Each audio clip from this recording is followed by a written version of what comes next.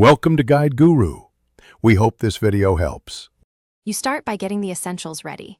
Connect your phone to a reliable cable or enable the car's wireless mode.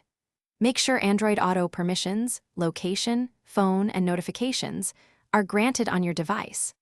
On the Nexon, open the infotainment system settings and choose Android Auto as the input source. Some models require toggling USB media or smartphone connect. Once done, plug in or pair the phone. You'll see the initial Android Auto prompt on the phone and the Nexon screen. Tap Agree to continue.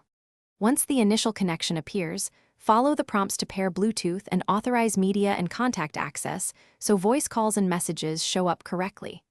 On the phone, verify Android Auto is allowed to run in the background and that notification access is enabled. Otherwise, maps and messages won't display. On the Nexon screen, pick the Android Auto tile, confirm any first-time prompts, and choose your preferred launcher layout.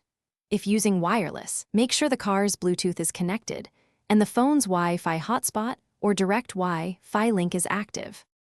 Now you're ready to use Android Auto. Trigger navigation or music with touch or steering wheel voice.